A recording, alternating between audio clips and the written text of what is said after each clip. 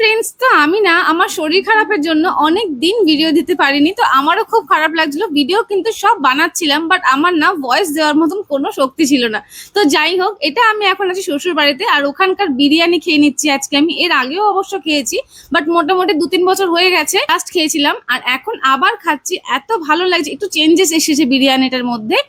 এখন আগের থেকে অনেক ভালো হয়েছে। এই বিরিয়ানিটা কিন্তু আমি আমাদের শ্বশুরবাড়ির যে পাহাড়ি এলাকা সেইখানকার গ্রামেরই বিরিয়ানি খাচ্ছি। লেগ পিস দিয়েছিল, ডিম দিয়েছিল, বিরিয়ানি কোয়ান্টিটিও অনেক ভালো ছিল। আর হচ্ছে একটা ভাজা পাওয়া যায় পকোড়া টাইপের, এখানকার স্পেশাল পকোড়া, আমার এটা খুব ভালো লাগে। সাথে এখানকার চিকেন কষাও ছিল, যেটা দিয়ে মিক্স করে বিরিয়ানিটা কিন্তু খেতে দারুণ লাগছে। কিন্তু উড়িষ্যাতে আমাদের শ্বশুরবাড়ির গ্রামে, আর এখান থেকে কেনা বিরিয়ানি আজকে আমি খেয়ে নিচ্ছি। হাজবেন্ড এটা কিন্তু কিনে এনেছে বাইরে থেকে, আর সাথে ছিল চিকেন কষা। এখানে কিন্তু এই গ্রামে কিন্তু সেরকম নেই যে জোম্যাটো সুইগি আছে আমাকে অর্ডার করে দিয়ে যাবে। হাজবেন্ড কিন্তু সবটাই কিনে এনেছে। আর এই স্পেশাল পকোড়াটা, এটা হচ্ছে মিক্স ভেজ পকোড়া, এটা আমার খুব ভালো লাগে। আর আজকে তো খাওয়া দাওয়াটা জমে যাবে। বিরিয়ানি, চিকেন কষা, পকোড়া, ওয়াও! মতন কাদের কাদের এরকম ব্যাড হ্যাবিট আছে আমাকে জানাবেন তো। বিরিয়ানি খাওয়ার পরে না মনটা একটু কোল্ড ড্রিঙ্কস করে।